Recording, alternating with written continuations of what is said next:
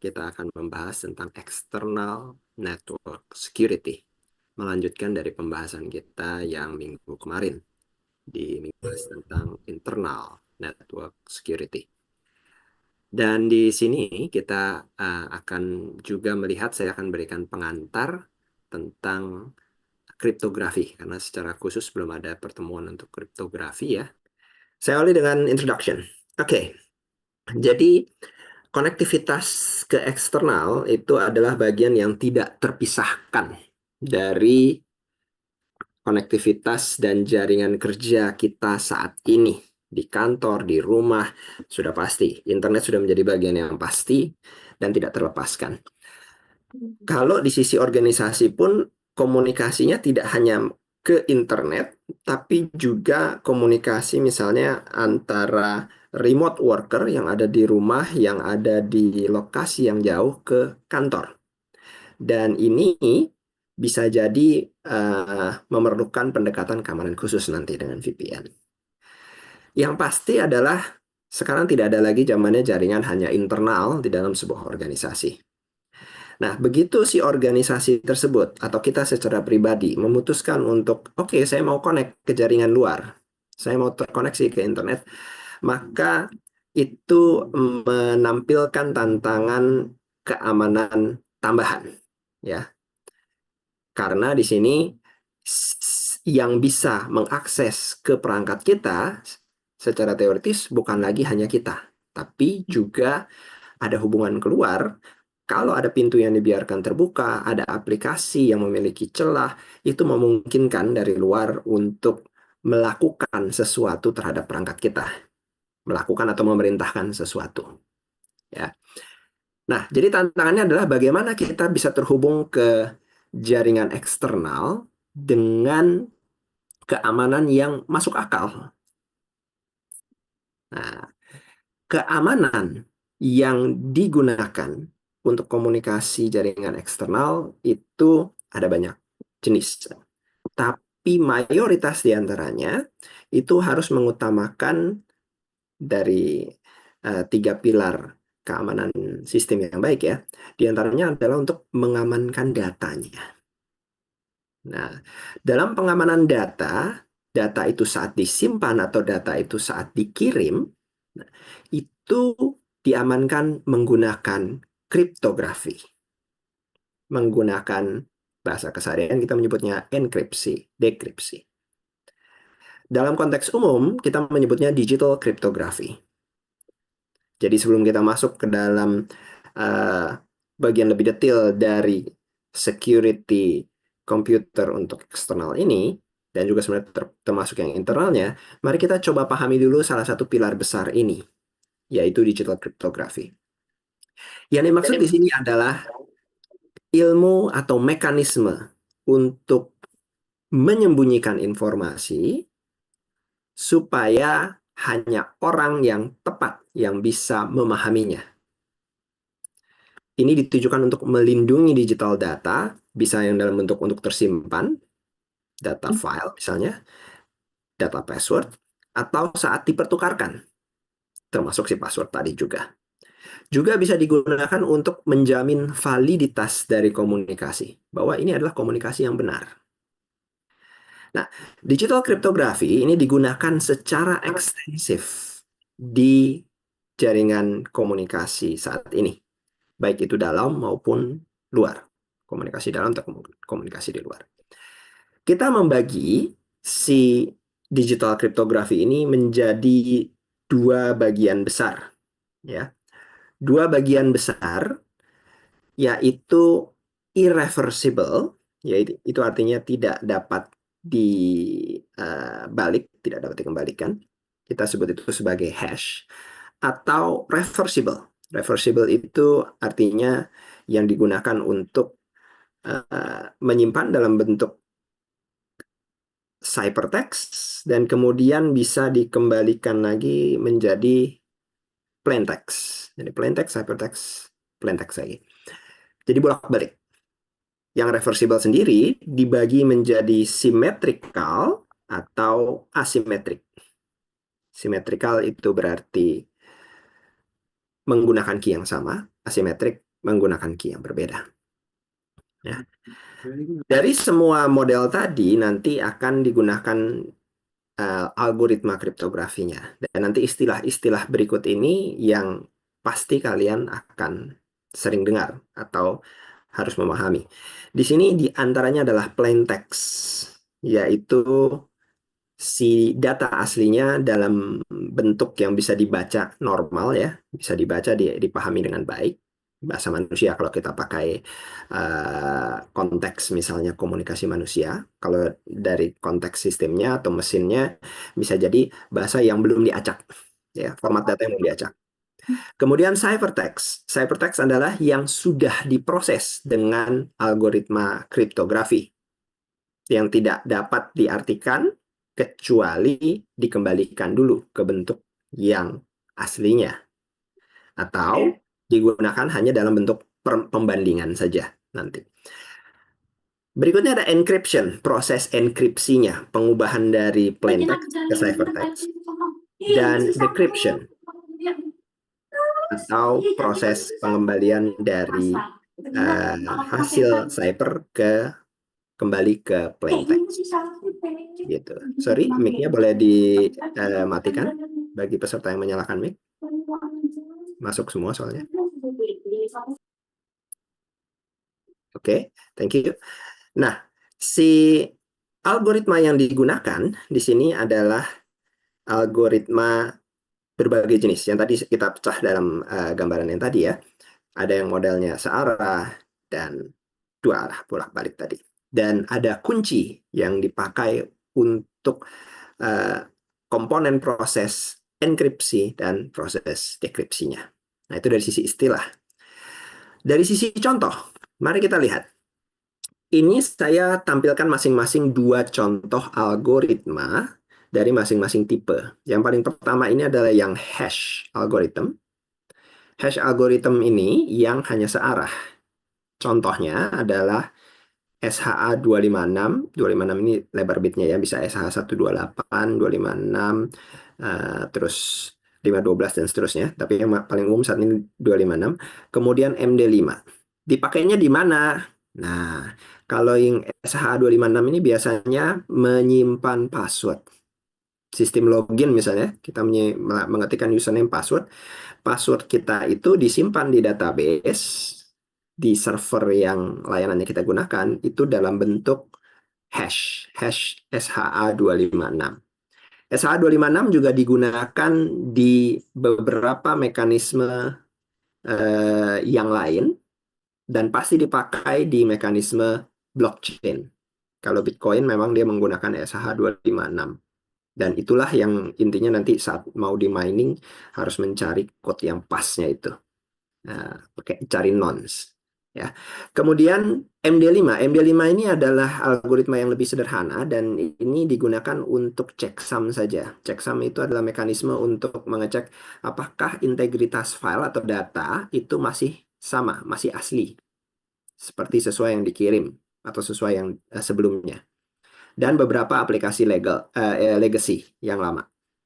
Meskipun sekarang sudah dianggap kurang tepat untuk menyimpan hash dari password karena sangat mudah untuk dihitung sehingga sangat mudah untuk dicari kecocokannya. Perlu diingat bahwa fungsi hash tidak bisa dikembalikan ya. Jadi tidak bisa dicari dengan brute force ketemu aslinya, tapi bisa saja berbagai kombinasi dicari dan kemudian dicocokkan. Berikutnya, contoh untuk yang symmetrical, ini yang paling umum dipakai adalah AES, Advanced Encryption Standard.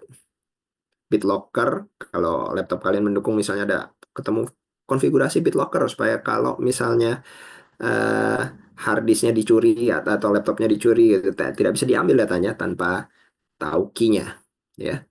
Kemudian lalu lintas VPN, itu bisa menggunakan jenis enkripsi AES ini. Dan banyak jenis yang lain. Sesi-sesi dari komunikasi berbasis web juga menggunakan AES sebagai standar. Standar yang lama ada DES, Data Encryption Standard. Ini digunakan di sistem yang lebih tua dan ini sudah digantikan di AES oleh AES karena dianggap sudah zamannya saat ini ya sudah tidak aman karena mudah untuk di brute force. Lalu asymmetrical type itu ada RSA, jadi Pretty Good Privation, PGP itu Pretty Good Privation, digunakan untuk mengamankan lalu lintas menggunakan internet, via internet, email, digital signature, terus secure socket layer. Nah, setiap kali kita buka halaman web gitu ya, itu ada proses di belakang layar yang menggunakan RSA. Ada lagi elliptical curve cryptography, ini buat mobile IoT ya, dan beberapa jenis SSL dan TLS connection. Perlu kalian ketahui, algoritmanya banyak sekali, ada ratusan. Jadi saya hanya mencantumkan 6 contoh di sini, dan sebenarnya ada ratusan lagi algoritma lain yang bebas digunakan. Tapi kalau bicara tentang standar protokol, standar industri, memang yang akan paling sering kalian dengar adalah 6 algoritma ini ditambah beberapa lagi yang lain. Oke ya. Nah, saya bahas lebih detail hash-nya.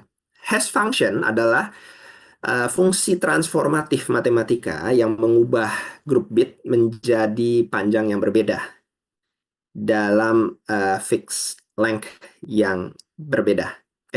Dalam fixed length akhir yang sama. Jadi panjang masuknya bisa beda-beda, mungkin 30 karakter, mungkin 50 karakter, tetapi di akhirnya saat dihasilkan hasil hashnya itu panjangnya konstan. Sifatnya tadi seperti yang saya bilang tidak reversible, berarti plain text A yang diubah menjadi hash A tidak dapat dikembalikan menjadi plain text A lagi. Tapi bisa dicari kecocokannya kalau algoritmanya cara menghitungnya itu simple, mudah, maka cepat ketemunya. Kemudian ini digunakan untuk menyimpan password, lalu membuat message authentication code, menjamin bahwa ini message-nya asli gitu ya saat dikirimkan. Dan digital signature menjamin bahwa dalam konteks si orang ini adalah orang ini. Si A adalah A gitu. Dengan bekerja dengan beberapa algoritma lain, khususnya si RSA nanti. Oke, next. SHA-256. Ini contoh dari algoritma hash, dan saya mencontohkan di layar di sini. Kalau saya memasukkan teks computer security class, lalu di hash, dapat sepanjang ini ya. Panjangnya akan konstan. Kemudian kalian bisa bandingkan, saya mengubah sedikit di sini. 3 karakter saya ubah. C-nya menjadi kecil, komputernya, security S-nya, dan C lagi di class menjadi kecil. Kalau kita manusia mungkin menganggapnya sama, computer security class sama-sama toh, gitu kan? Yang satu dengan penulisan karakter huruf besar dan kecil, yang satu kecil semua. Tapi hasil hash-nya berbeda. Nah, hasil hash yang berbeda ini sudah menunjukkan bahwa inputnya tidak sama. Dan inilah yang dilakukan oleh setiap aplikasi yang membandingkan password. Modelnya adalah saat kita menyimpan katakanlah password kita di sebuah layanan, gitu. Itu yang disimpan bukan password kita tetapi hash-nya. Bukan password kita karena sebaiknya itu tidak ada admin database yang boleh tahu kamu pakai password apa, si pelanggannya pakai password apa. Jadi idealnya mereka harus menyimpannya dalam bentuk hash. Tentu saja kita bicara ideal ya. Ada kemungkinan organisasi itu membuat sengaja dalam bentuk yang lain, algoritma yang lain yang sengaja dibuat reversible, dan itu berarti bukan organisasi yang mementingkan sisi security. Nah, itu berarti ada maksud di belakang layar gitu kalau dia tidak menggunakan mekanisme hash dalam menyimpan password.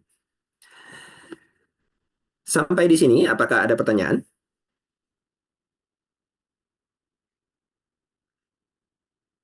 Tidak ada.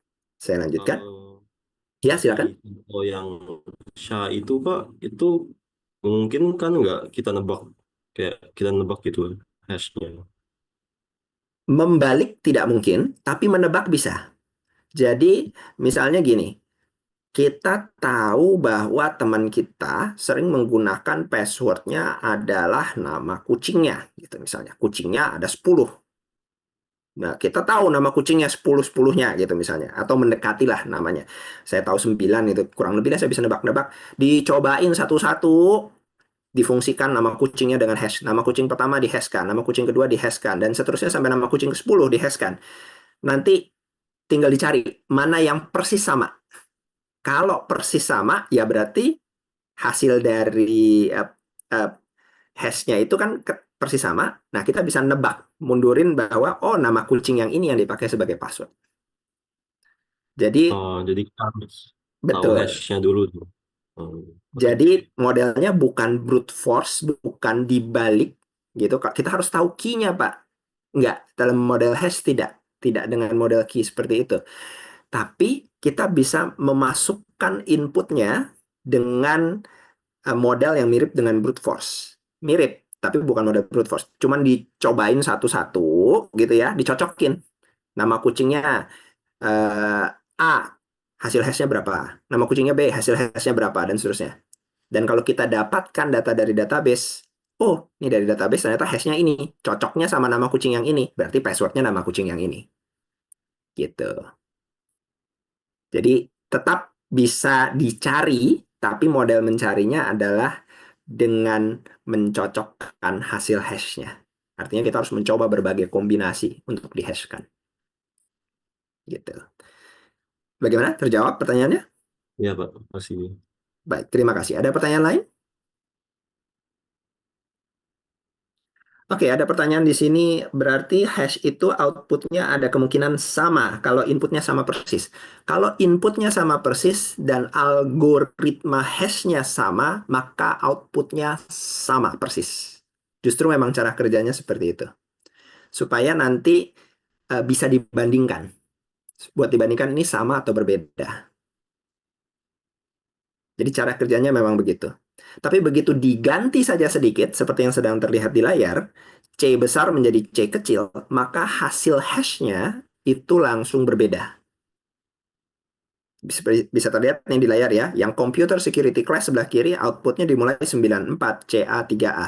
Tapi yang di sebelah kanan dimulai dengan A1, B8, E5.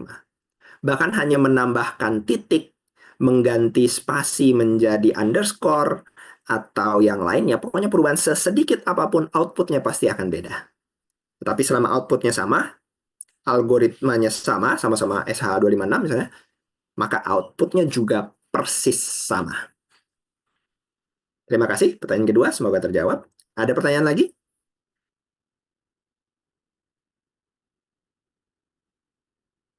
Oke, ada lagi nih. Dari Yoga Wias, apakah spasi mempengaruhi? Yes, spasi mempengaruhi. Spasi tanpa spasi karakter nol mempengaruhi. Beda hasil hashnya. Kalau kalian tertarik, coba ketik di nanti setelah kelas ini kalian boleh coba ketik di Google, ketik saja online SHA256. Nanti ketemu sama seperti yang saya pakai ini, ada berbagai jenis. Kalian boleh coba masukin inputnya, nama kalian sendiri huruf kecil, nama kalian sendiri hanya salah satu hurufnya kurang, atau hurufnya jadi huruf besar, itu hasil hashnya beda. Tapi sekali lagi, selama inputnya identik, selama algoritmanya identik, outputnya pasti identik. By design seperti itu. Nah, tapi tidak bisa dibalikkan langsung ya. Udah hanya tahu outputnya, tahu algoritmanya, tidak bisa langsung mengetahui inputnya. Baik, ada pertanyaan lagi? Pak, itu hasilnya berpola atau nggak berpola? Betul, berpola. Jadi ada beda algoritma, dia beda panjang. Ada yang 40 bit hasilnya, ada yang 48 bit, ada yang 64 bit, ada yang 128 bit. Itu tergantung masing-masing algoritma hashingnya. Tapi berpola dari sudut pandang length. Length, lebarnya ya. Bukan berpola dari sudut pandang isi. Oh, pasti dimulai dengan C apa? Oh, pasti dimulai dengan ini. Tidak.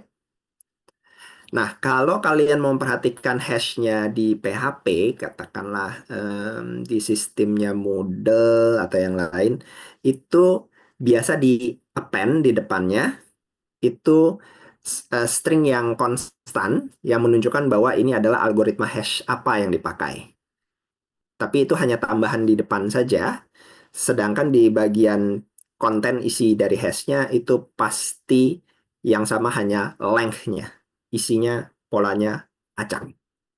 Hasil dari algoritma hash itu. Semoga terjawab. Ada lagi pertanyaan? Baik, saya lanjutkan. Sekarang kita bicarakan asymmetrical algorithm. Asymmetrical algorithm adalah algoritma yang menggunakan kunci yang identik untuk proses enkripsi dan dekripsi. Kalau kalian lihat di gambar di sini, dari urutan plain text menjadi ciphertext itu melalui proses enkripsi. Enkripsinya menggunakan kunci tertentu. Berbeda dengan hash yang tidak memerlukan kunci, pada model ini, kunci tunggal ini dipakai oleh si algoritmanya sebagai kunci dekripsi juga. Jadi, ciphertext melalui proses dekripsi dengan kunci yang sama kembali menjadi plain text. Ada mekanisme matematikanya dengan modulus dan yang lainnya yang memang sengaja tidak saya bahas spesifik di sini. Tapi pola kerjanya adalah kunci tunggal untuk enkripsi sekaligus dekripsi. Contoh yang paling baik yang digunakan di lapangan adalah algoritma AES. Algoritma AES di sini nanti bisa dipilih nanti key-nya mau 128, 192, 256, dan kelipatannya. Contoh di layar, kalian bisa lihat sisi kiri, saya menggunakan encryption text computer security class. Di sini saya pakai C besar, S besar, C yang belakang kecil. Oke. Kemudian, sorry, Adiasta, mic-nya bisa dimatikan, Adiasta. Oke, thank you. AES encryption itu dua reversible ya, bolak-balik ya. Di sini saya pakai secret key crash, single password crash. Crash, single password crash, saya zoom sedikit di sini ya. Oke, crash, single password crash. Saya pakai 128 bit dengan metode enkripsi CBC dan ada IV. Sekali lagi, teknis dalamnya memang tidak saya ajarkan sisi matematisnya di sini, gitu ya. Sisi matematisnya tidak saya ajarkan di sini, tapi melibatkan pola matematika dan modulus di dalamnya. Ini hasilnya yang ini, encrypted text AN371 dan seterusnya ya. Jadi tulisan ini, computer security class, dienkripsi menjadi ini. Ini yang nanti disimpan atau dikirimkan. Supaya yang menguping, yang mendengarkan di tengah, tidak bisa memahami maksudnya apa. Gambar yang di tengah di sini, saya mau menunjukkan bagaimana kalau pembalikannya, AES decryption. Saya balikkan. Saya copy persis ya, dari encryption text ini, saya letakkan di bagian yang terenkripsi, ini kan ciphertext-nya. Saya masukkan secretnya, tapi secretnya saya tidak ketik kunci yang benar, wrong password. Wrong password bisa jadi password yang kurang panjang, salah ketik, dan seterusnya. Dengan catatan selama ini persis, encryption key-nya sama persis digunakan, encryption mode-nya sama persis, setelan-setelannya semua sama persis ya. Maka kalau password-nya benar, kembali lagi ke awal. Kalau password-nya salah, atau settingannya salah, maka tidak bisa didekripsi. Kalaupun dipaksa dekripsi, nanti hasilnya karakter aneh, tetap karakter yang tidak jelas secara biner. Tidak bisa ketemu lagi yang aslinya. Jadi key-nya di sini memegang peranan sebagai kunci untuk membuka kembali. Ini contoh yang sebelah kanan, di mana si encrypted text yang sama diberikan key yang sama untuk didekripsi dengan setelan yang sama, maka kembali lagi decrypted text-nya adalah computer security class. C besar, S besar, C kecil. Persis seperti aslinya.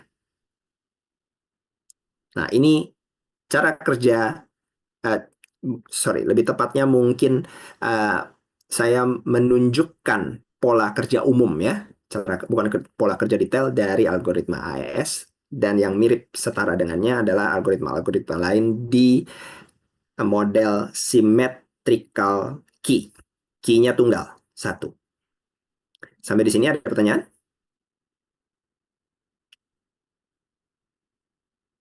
Tidak ada? Mari kita lihat yang asimetrik kriptografi, algoritma asimetrik. Kalau kita menggunakan kunci tunggal, satu kunci yang sama, berarti kalau kita mau mengirimkan data dari A ke B, maka kita harus memberitahukan kunci itu kepada B. Oke? Dan itu memiliki resiko dalam konteks sharing key-nya, membagi key-nya. Bagaimana menjamin keamanan saat key-nya itu dibagi? Dan kalau key itu sebenarnya adalah key yang eh, mengidentifikasikan kita secara pribadi atau unik, itu jadi mudah bocor, keluar kemana-mana. Jadi kunci simetrik itu menjadi tidak aman. Kemudian, kalau kita pakai kunci simetrik dan kita mau membaginya ke banyak user, perhatikan di gambar sebelah kiri, di sini contohnya hanya 6 ya, 6 komputer lain, maka dengan kombinasi kalau dibutuhkan untuk setiap kali komunikasi dengan satu node yang lain butuh satu key tersendiri, itu menjadi rumusnya N kali N-1 bagi 2. Dan semakin banyak usernya, semakin banyak jumlah key yang harus dibuat. Masing-masing key untuk komunikasi one-to-one ke node ya. Lah, ini jadi sangat-sangat tidak efisien. Kalau ada 1000 user, akan jadi 499.500 key. Dan itu sangat repot sekali. Satu key saja untuk di-sharing dengan aman repot, apalagi hampir ratusan ribu. Jadi muncullah, hey, ayo kita buat kriptografi yang asimetris, di mana nanti ada kunci yang dipakai secara bersama-sama, itu kunci publik, dan ada kunci yang hanya disimpan pribadi, private. Jadi, dalam karakteristik asimetrik kriptografi itu dibuat dua kunci, kunci publik dan kunci private. Di mana kunci publik itu boleh disebarluaskan secara bebas ke semua dengan aman, dan kunci private dipegang sendiri. Dari pola kerja matematisnya, itu nanti apapun yang dienkripsi dengan public key, pasti bisa didekripsi dengan private key. Dan apapun yang bisa dienkripsi private key pasti bisa yang dienkripsi private key bisa didekripsi public key. Jadi bolak-balik, reversible. Cuman dari sisi kepemilikan public untuk semua orang lain, private kita simpan sendiri. Nah, jadi ini keuntungan yang sangat-sangat besar dibandingkan model simetris. Tidak hanya dari masalah sharing key-nya saja, tapi juga dari pola penggunaannya yang bisa jadi lebih kompleks. Dari sudut pandang keamanan berarti lebih baik. Coba kita lihat di sini. Untuk menjamin confidentiality, menjamin keamanan dari data, katakanlah sender di sebelah kiri mau mengirimkan data ke recipient di sebelah kanan. Kita sebut saja sender ini S, recipient ini R. Kalau si S mau mengirim data kepada si R, maka si S harus mengenkripsi datanya dengan kunci publik R. Sekali lagi saya ulangi, kalau si S mau mengirim ke R, maka dia mengenkripsi dengan kunci publik R. Jadi R itu sebelumnya sudah harus mempublikasikan ini public key saya ke yang membutuhkan. Yang mau komunikasi sama saya harus pakai public key saya. Ini sudah menjamin bahwa yang bisa ngebuka cuman R. Karena hanya R yang punya private key-nya. Private key R yang bisa membuka. Tidak ada private key lain yang bisa membuka. Dan private key itu hanya R yang megang. Hanya sisi kanan yang megang. Sisi kiri tidak bisa megang. Oke, itu dari sudut pandang confidentiality. Bagaimana dengan menjamin otentifikasi bahwa dia adalah dia, gitu kan? Ya.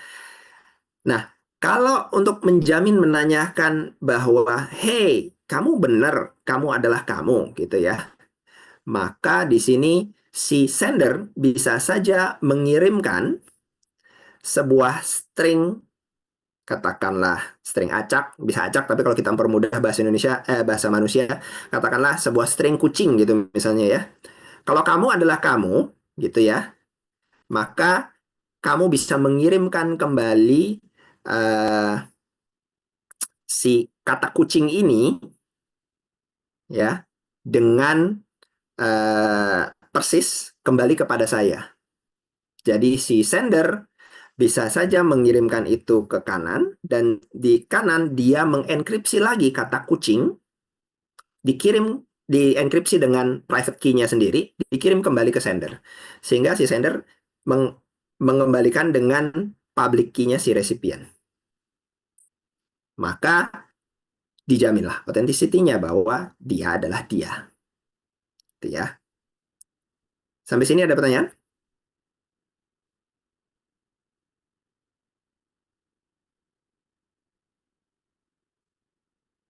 Oke.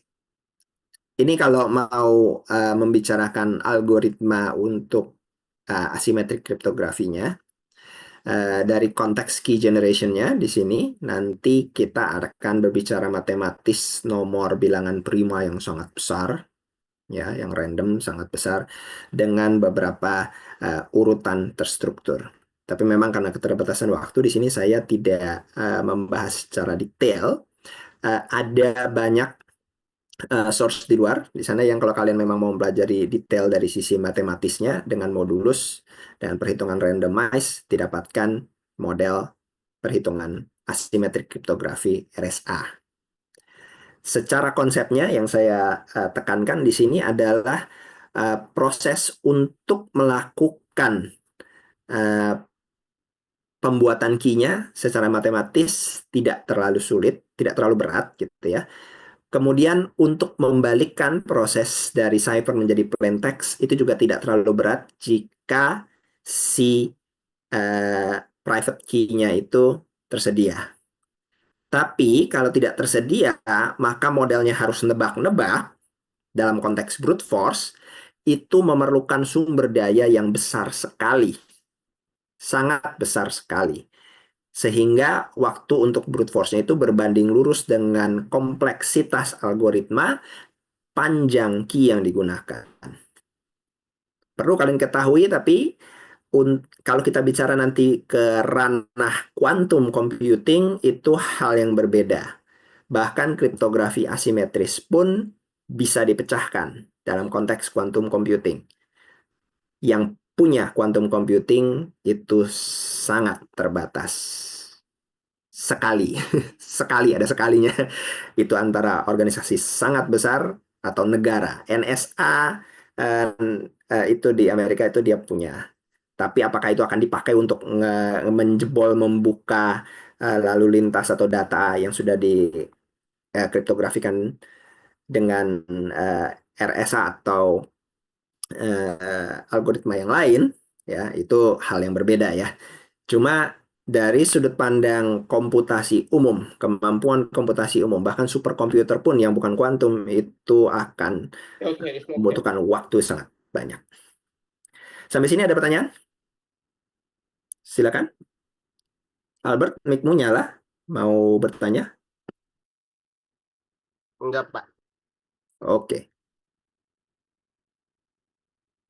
Ini saya tampilkan slide berikutnya ya, dari lanjutan dari yang tadi, prosesnya, key generation-nya, sehingga mendapatkan beberapa notasi yang lain yang menghasilkan kuncinya nanti. Jadi contoh di sini, untuk encryption plain text-nya, menggunakan angka nilai tertentu, lalu ciphertext-nya adalah di sini 88 ya, 887 modulus 187 dapat 11. Nah, decryption-nya dengan matematis dibalik. Plain text kembali dengan fungsi dari 11 pangkat 23 modulus 187. Gitu. Jadi angka-angka cantiknya di sini tuh bukan cantik, angka-angka hasil generate key-nya di sini ada 88, 7 dan 187. Nah, ada yang di-share, yang publiknya di-share, yang private-nya disimpan. Tentu saja ini hanya penyederhanaan. Ya, angka bilangan primanya tidak hanya 3 digit atau 2 digit seperti ini. Nanti dari key generationnya bukan 17 dan 11, tapi pakai angka yang sangat-sangat besar. Sehingga lebih sulit lagi kalau mau dicari. Baik, saya lanjutkan kalau begitu dengan interception. Nah, ini bagian kedua, interception. Kalau gambar karikaturnya sebelah kiri di sini, apa yang terjadi kalau eh, apa yang terjadi dengan hak kita untuk privasi? Nah, itu yang jadi permasalahan etis ya. Kalau negara sudah mulai mau surveillance dari sudut pandang negara adalah mereka akan bilang ini untuk keamanan, tapi privasi akan dilanggar. Kemudian dari sudut pandang negara juga dia bilang, kalau kamu merasa tidak melanggar apapun, kamu tidak perlu takut. Ya, ini akan menjadi, ini ranahnya bukan ranah keilmuan IT, ini ranahnya ke ranah keilmuan etis, hukum, sosial budaya, dan yang lainnya. Tapi pada dasarnya adalah, kalau mau melihat berita terbaru saat ini ada permintaan dari Uni Eropa dan Amerika gitu ya. Uni Eropa kalau tidak salah itu yang meminta sosial media, katakanlah WhatsApp, Telegram, dan yang lain, itu menyediakan kunci enkripsinya kalau ada perintah pengadilan. Nah, bagi penyedia layanan itu mereka tidak mau, karena pertama itu menjadi resiko keamanan yang sangat besar sekali. Mereka jadi harus ada mekanisme tambahan menjamin bahwa key ini tidak tidak boleh diketahui kecuali ada perintah pengadilan. Lah, sangat-sangat sulit. Ya, itu kan generated ya by system. Kalau itu tercuri bagaimana? Bahkan organisasi besar sekalipun tidak bisa menjamin 100% bahwa datanya tidak tercuri. Nah, kalau itu tercuri bagaimana? Maka hasil chatting orang di platformnya dia bisa didekripsi semua dong. Gitu.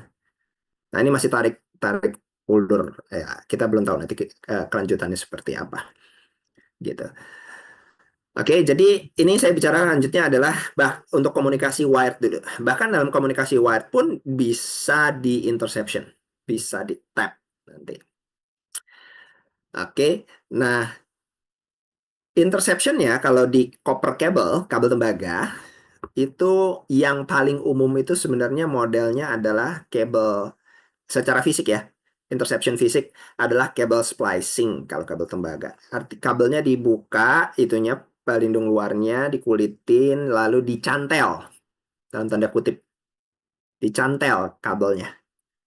Karena dicantel dihubung bisa dipatri atau yang lain, itu komunikasinya tidak terputus, tapi kita dapat kopian dari sinyalnya. Ini em, tidak dibilang mudah sekali tidak, tapi doable gitu. Kalau memang kabelnya itu tidak terlindungi dan tidak diawasi. Itu pada kabel tembaga ya kasusnya ya. Ada mekanisme lain juga, pakai cara khusus mencoba dengan radiasinya, induktansinya. Kalau kalian masih mengingat ada hukum Faraday,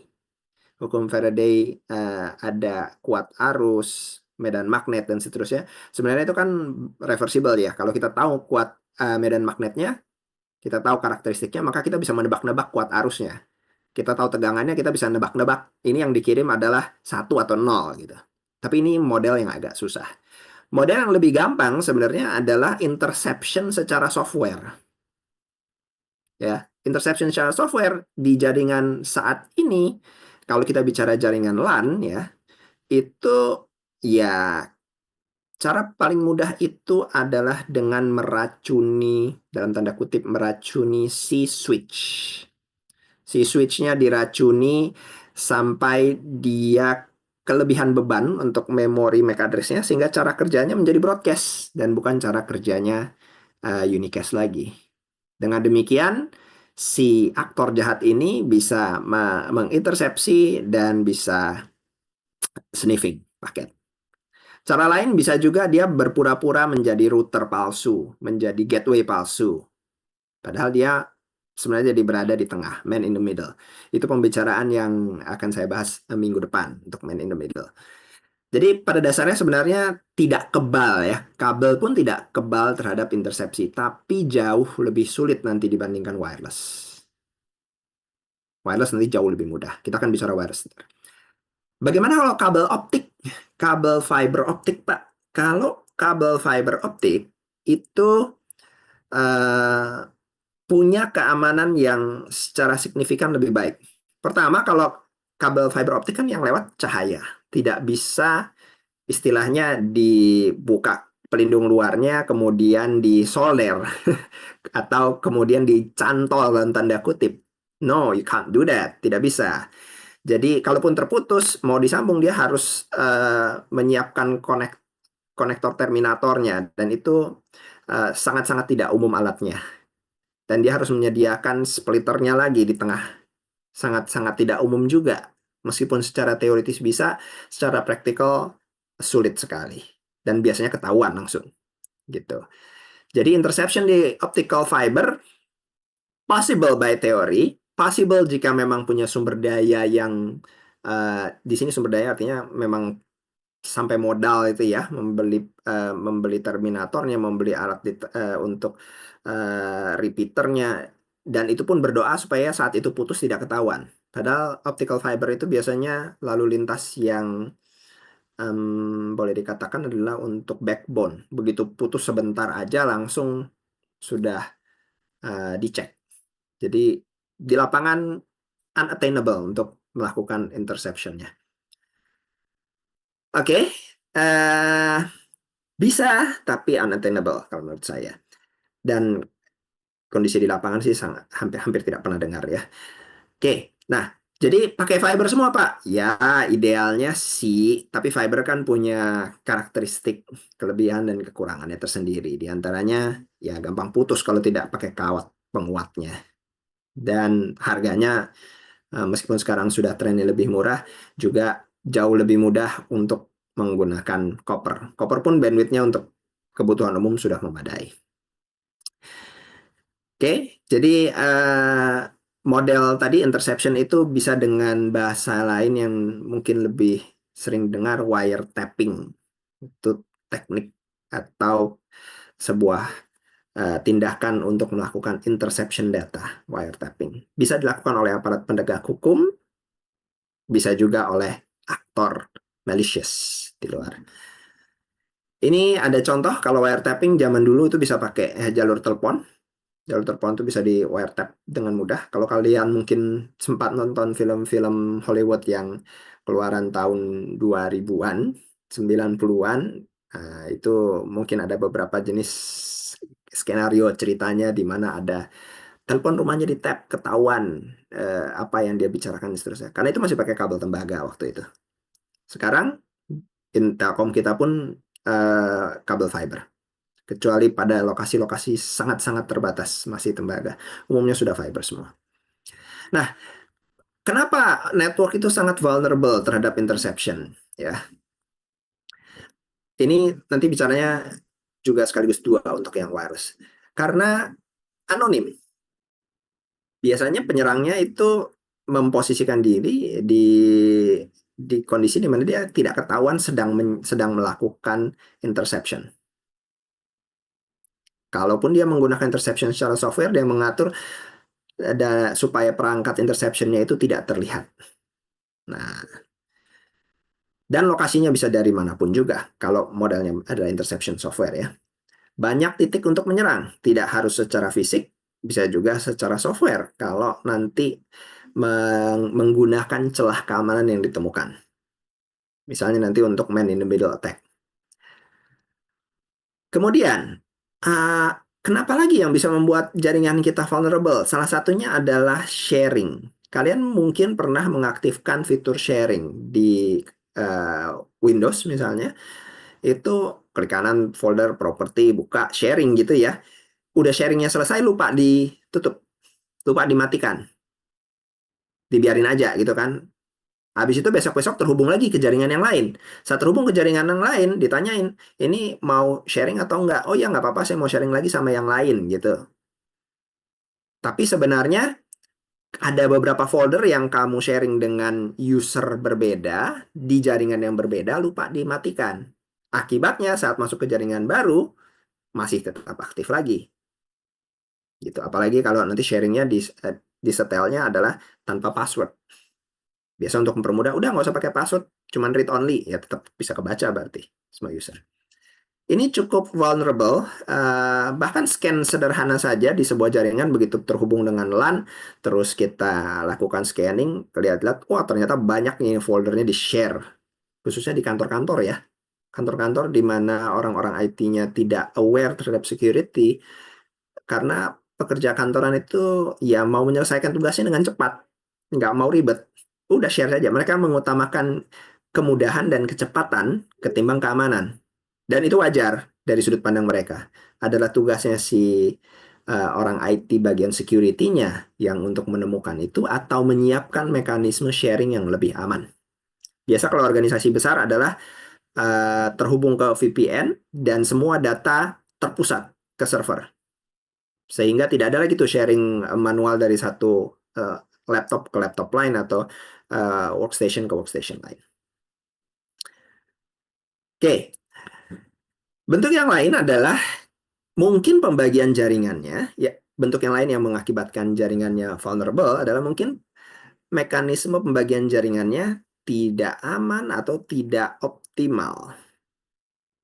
Jaringan yang diperluas, tadinya 10 user jadi 15 user, tambah subdivisi baru, dan seterusnya, dan tidak menggunakan perangkat yang proper. Ya, dalam hal ini router. Dan router yang tidak dikonfigurasi dengan proper juga, dengan benar. Ya, akibatnya nanti adalah asal connect, asal terhubung, asal bisa sharing, asal bisa nyampe ke server, atau asal bisa connect ke internet. Itu kondisi-kondisi yang umum yang terjadi di lapangan. Jadi perimeternya tidak dibatasi dengan jelas. Kalau pada gambar kalian lihat, ini ada network A khusus, ini ada network B khusus, C, D, E. Masing-masing dilindungi di salah satu kakinya si router. Dan kalau konfigurasi di routernya dikonfigurasi dengan keamanan yang baik, hak aksesnya diatur. Ini adalah misalnya A adalah jaringannya untuk financial. Financial menyimpan data-data financial tidak boleh langsung diakses oleh network-network yang lain. Gitu. Bisa diatur di routernya. Nah, dalam contoh ini misalnya sebuah user di host di jaringan D mungkin tidak tahu ada potential connection dari user dari jaringan A dan jaringan B yang lain. Host yang ada di tengah di jaringan A dan B mungkin dalam hal ini bisa juga fungsi gitu. A, B, C, dan E itu kalau desain jaringannya buruk. Gitu. Beda jaringan, beda division, pakai switch yang sama. Switchnya switch plug and play pula, yang tidak bisa diatur dengan VLAN. Wah, sudah. Itu mudah sekali untuk istilahnya untuk dijebol dalam tanda kutip gitu ya. Oke, berikutnya dari sisi konektivitasnya juga perlu diperhatikan kalau ada banyak jalur menuju ke sebuah network yang baru, komunikasi ke network yang baru, itu harus diperhatikan setiap jalurnya memiliki keamanan yang baik. Karena jalur menuju sebuah tujuan bisa jadi lebih dari satu. Contoh di sini, host A1 mau mengirim pesan ke user di B3. Pesan itu dari kiri ke kanan bisa melalui router C maupun router D sebelum nyampe. Kalau hanya salah satu router yang dibuat aman, misalnya router C-nya aman, tapi router D-nya tidak aman, nah ini sudah menjadi celah keamanan lagi. Katakanlah yang ini menambahkan mekanisme hak akses, kontrol, atau bahkan nanti ada kriptografi tambahan gitu ya kalau diperlukan. Yang D-nya enggak. Ya berarti itu titik lemahnya di situ. Ingat, security adalah rantai. Rantai hanya sekuat mata rantai terlemah. Dalam konteks jaringan pun, kita bisa menambahkan kriptografi, enkripsi di perangkat intermediatnya. Atau di sisi komunikasi layer bawah. Ini angka 1 sampai 7, kan bisa lihat. Ini corresponding sama model OSI ya. Dari application layer sampai physical layer paling bawah. Dan ini berarti kita mengimplementasikan enkripsinya dari sisi fisikalnya, di layer fisikalnya. Jadi saat dikirim dari sender ke receiver dalam konteks node ke node. Ini adalah jenis enkripsi yang dipakai di protokol komunikasi layer bawah, biasanya gabung di data link layer. Misalnya IPsec, itu layer sampai 1, 2, 3. IPsec bisa menambahkan. Meskipun itu kriptografinya nanti sebenarnya secara teknis ada di layer sedikit lebih atas. Tapi itu adalah contoh protokol IPsec itu untuk memungkinkan terhubung dari satu network ke network yang lain. Model yang lain yang juga dianggap lebih aman dan yang paling umum digunakan adalah end-to-end encryption. Datanya dienkripsi dari aplikasi. Dari layer aplikasinya sudah enkripsi dulu. Jadi data yang lewat di jaringan itu pasti terenkripsi. Yang lewat di router pun sudah pasti terenkripsi. Yang lewat di switch sudah terenkripsi. Jadi yang bisa buka cuma ujung terakhir. Dengan catatan ujung terakhir punya kuncinya. Gitu. Menggunakan algoritma yang tadi kita bicarakan. Mau itu AES atau RSA atau yang lain. Oke, jadi tidak ada plain-nya dari aplikasi ke aplikasi. Kalau kalian, ya silakan ada yang mau nanya. Jadi kalau kalian aktifkan model end-to-end encryption, itu yang lewat di tengah pasti terenkripsi. WhatsApp call kita itu end-to-end encryption. Jadi saat kita membuat akun pertama kali, dibuatlah sebuah kriptografi asimetrisnya, gitu ya. Dan itu yang dipakai untuk end-to-end encryption-nya dari perangkat handphone kita sampai ke perangkat handphone penerima. Yang lewat di tengah semua terenkripsi. Ini ada pertanyaan, terima kasih. Daniel Wang, guna dari mengenkripsi link layer tadi. Intinya sebenarnya semua enkripsi kegunaannya adalah meningkatkan keamanan. More security. Logikanya dengan berlapis, enkripsi yang berlapis, maka akan bertambah juga keamanannya dan kompleksitasnya. Bisa terjadi end-to-end encryption dari awal ke akhir, sudah dienkripsi, kemudian dilanjutkan lagi di tengah jalannya di link layernya itu, misalnya dengan IPsec atau PPP-nya ditambahkan dengan encryption, dienkripsi lagi. Jadi hasil yang sudah dienkripsi lagi. Intinya tujuannya lebih aman, tapi bebannya lebih berat buat si perangkat tersebut, buat sisi pengirim, penerima.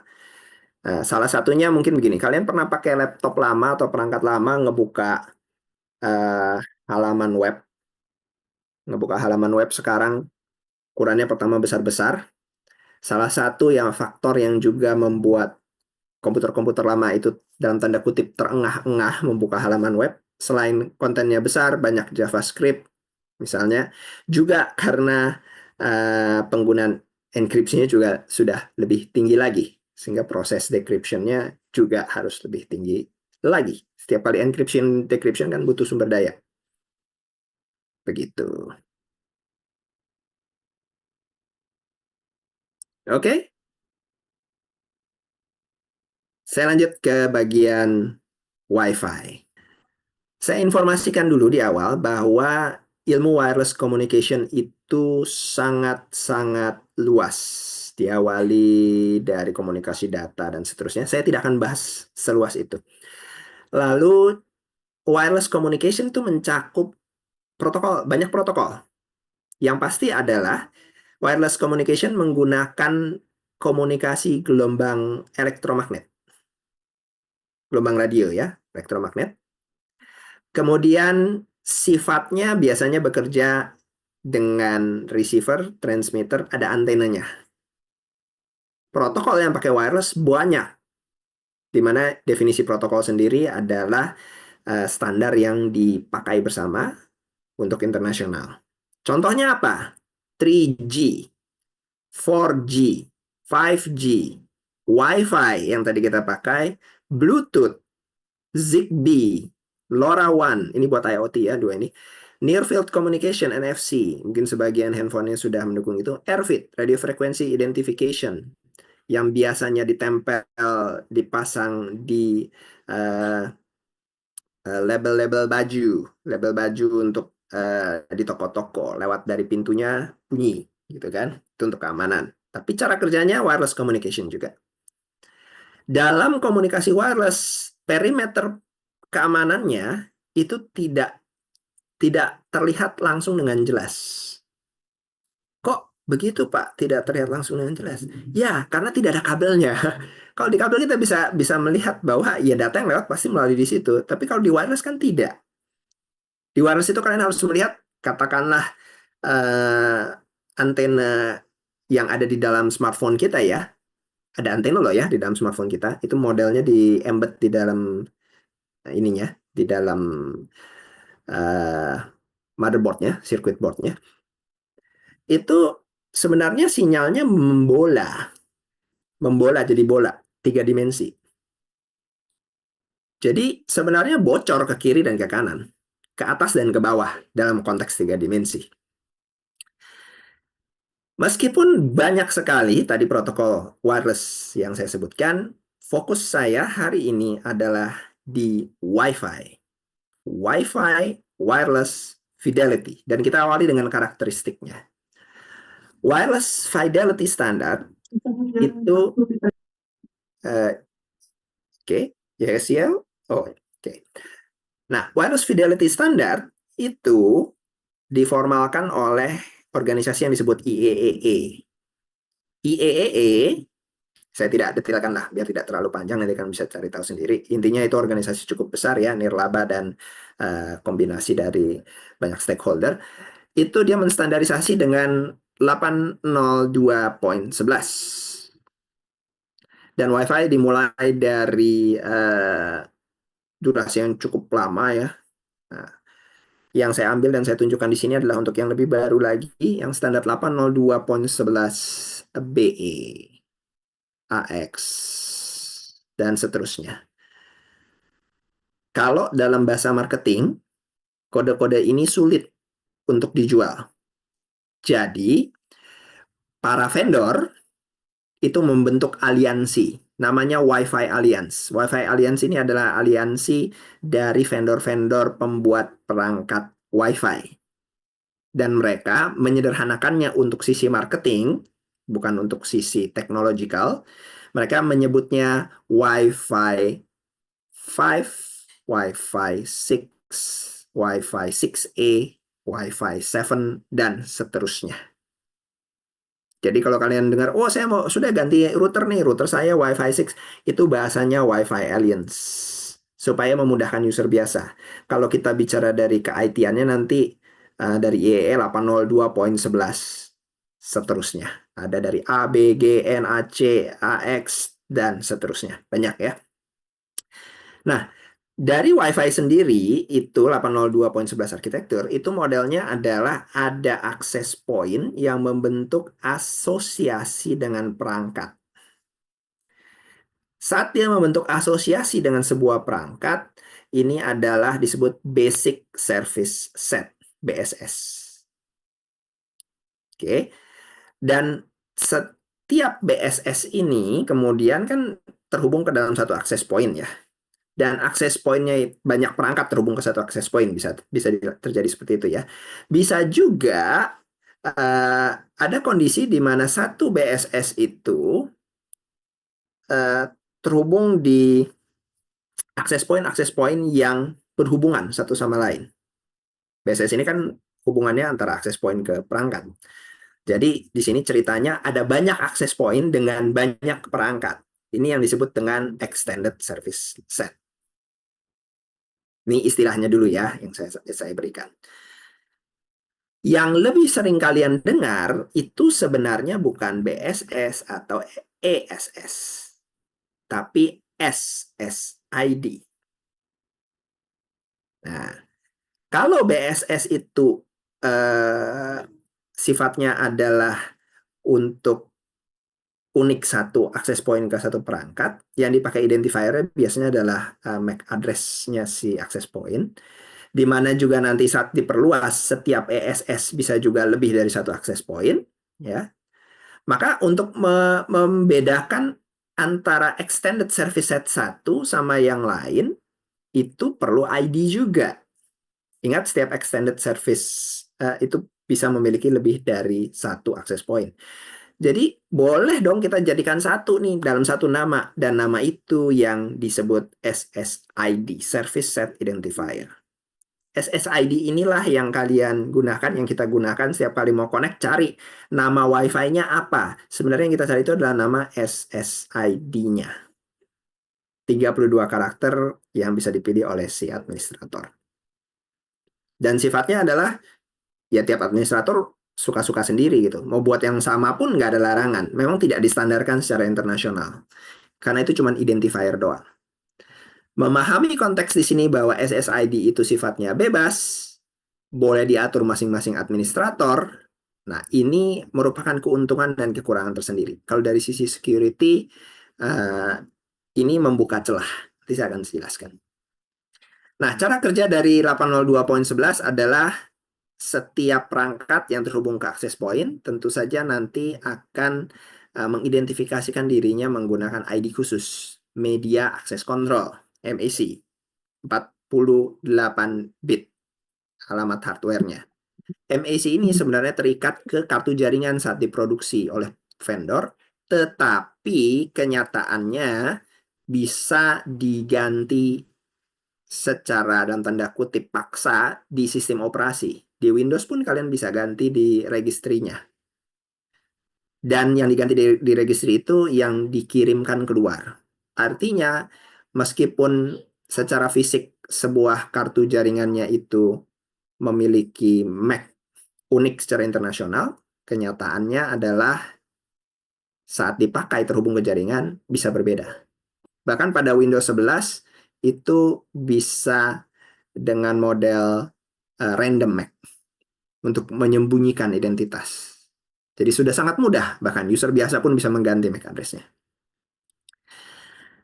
Nah, si 802.11 Wi-Fi ini bisa bekerja di saat ini 3 jenis kelompok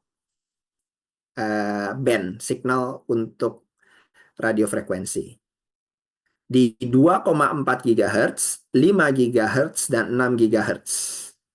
Kalau mau bicara nanti fisikanya, kita akan bicarakan spektrum gelombang elektromagnet, nanti akan terlalu lama kuliahnya. Intinya, cahaya matahari yang tampak pun ada di situ. Sinar X ada di situ. Sinar gamma ada di situ. Ya. Oh ya, itu bukan tentang hanya kisah di komik bahwa seseorang kena sinar gamma bisa menjadi makhluk besar hijau. Itu memang ada secara ilmiah.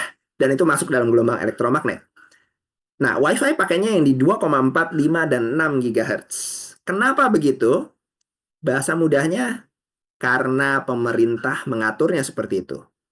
Bukan pemerintah Indonesia, tetapi pemerintah Amerika dan Europe sebagai pengembang yang awal, yang mengeluarkan teknologi awal, mereka yang menentukan awal. Negara-negara lain ngikut aja.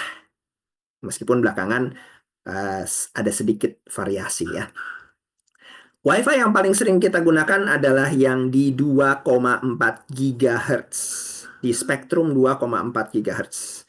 Sekitar dari 2412 MHz hingga 2484 MHz.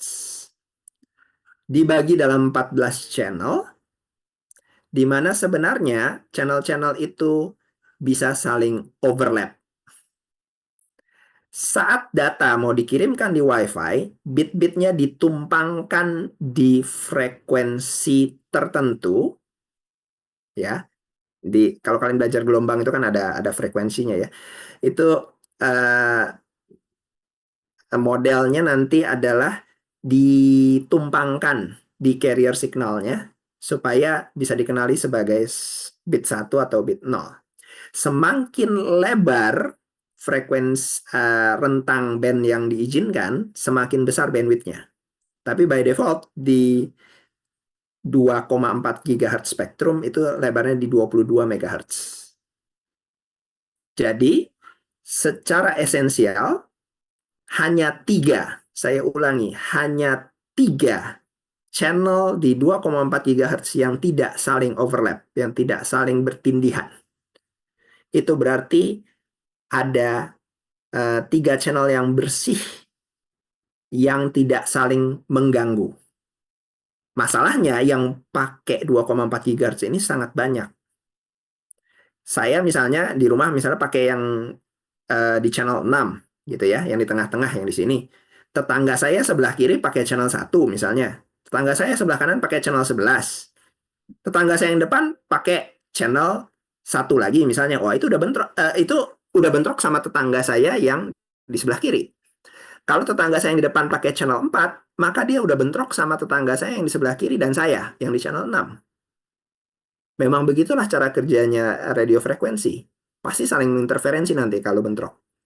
Belum lagi nanti kalau misalnya ada yang lain, user yang lain menyalakan access point di channel yang sama.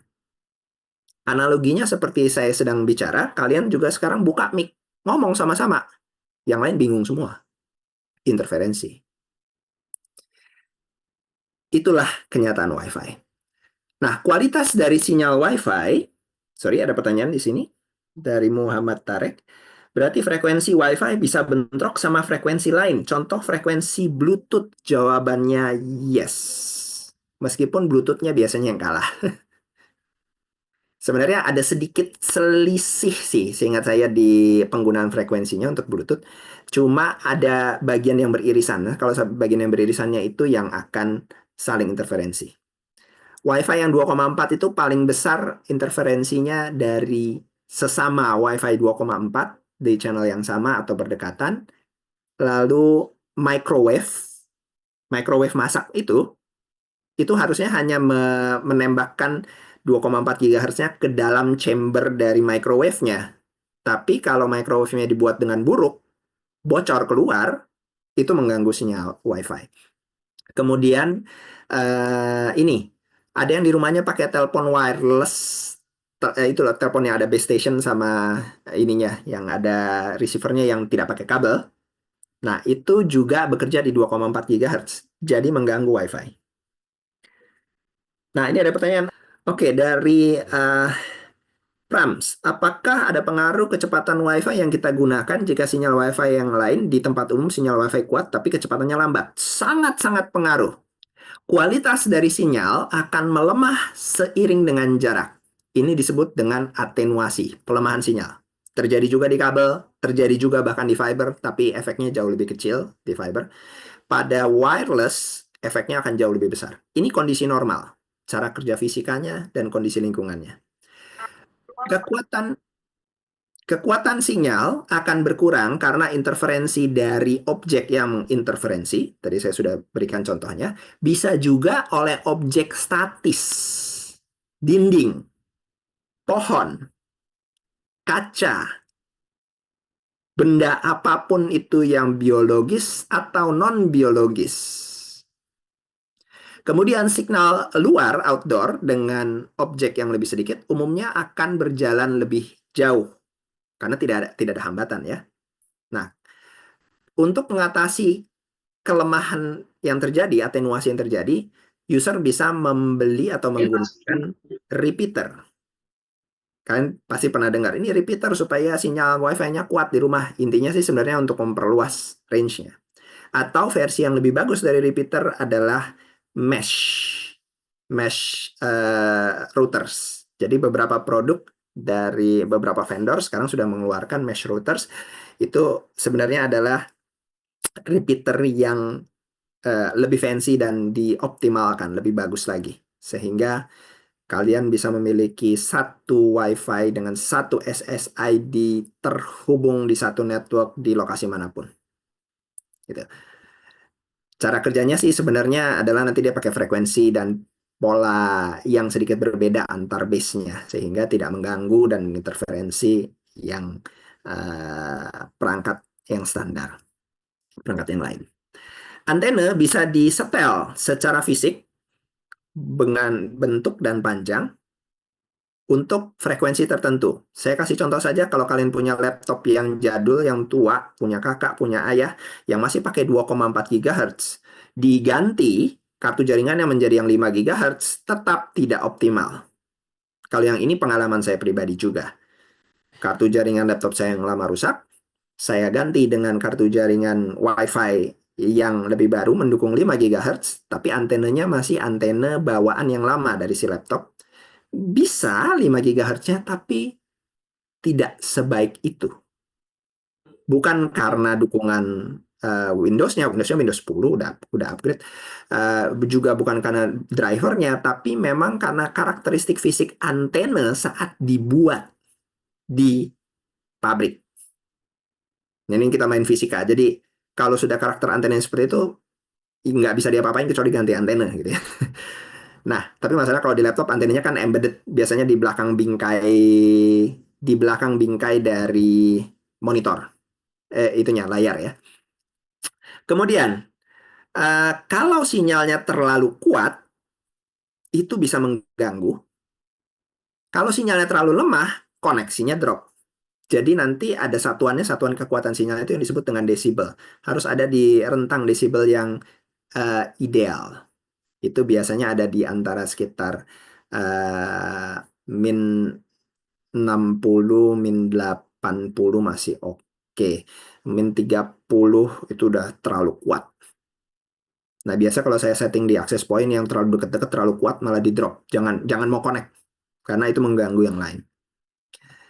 Nah, ini gambaran Wi-Fi versionnya. Ada yang bekerja di 2,4 GHz, 5 GHz, dan 6 GHz. Masing-masing dengan kecepatan teoritisnya dari yang paling awal itu adalah 11 megabit per second. Sebenarnya yang paling awal itu 802.11a ya, baris yang kedua. Tapi itu kerjanya di 5 GHz. Dianggap agak sulit penetrasi ke pasar, ke lapangan. Malah yang lebih efektif waktu itu yang dijual yang versi B, di 11 megabit per second. Baru belakangan disempurnakan di G, 2,4 GHz, tapi 54 megabit per second. Perhatikan di sini, typical max line of sight, LOS, itu jarak lihat lurus tanpa hambatan ya. Bisa kalian perhatikan langsung di sini perbedaannya antara 802.11a yang 5 GHz dengan yang 2,4 GHz. Jaraknya selisihnya jauh ya. Ini karakteristik fisik lagi. Gitu. Nah, ini yang paling umum kalian gunakan sekarang adalah mungkin Wi-Fi 802.11n, secara tidak resmi disebut Wi-Fi 4. Ini pun udah cukup di 72 hingga 600 megabit per second. Atau yang sedikit lebih standar umum saat ini adalah Wi-Fi 5, 5 GHz, dan Wi-Fi 6, kalau perangkatnya sudah mendukung di 2 tahun terakhir ini. Baru mulai berkeluaran. Wi-Fi 6 laptop. Wi-Fi 6. Laptop saya punya Wi-Fi 6 certified, Wi-Fi 6 support. Yes, itu artinya si laptopmu terhubung dengan router Wi-Fi 6. Kalau routernya Wi-Fi 6. Kalau routernya Wi-Fi 5, nanti dia downgrade, dia pakai yang Wi-Fi 5. Gitu. Nanti tergantung di routernya itu dikonfigurasi, diizinkan atau tidak. Gitu ya. Nah, perhatikan bahwa masih dengan karakteristik fisik dari si gelombang radio. Microwave di sini bukan hanya yang buat microwave masak ya, karena gelombang radio 5 GHz, 2,4 GHz itu hitungannya microwave, gelombangnya kecil sekali. Frekuensi makin banyak, panjang gelombang, frekuensi tinggi, panjang gelombang rendah, dan seterusnya ya. Itu ilmu fisikanya. Intinya di sini saya mau menyampaikan, bahan bangunan yang dipakai mempengaruhi atenuasi sinyal Wi-Fi. Kalian bisa lihat grafiknya di sini, di paling bawah. Ini untuk 1 GHz, 1,5 GHz, dan 2 GHz. Yang di bawah di sini ya.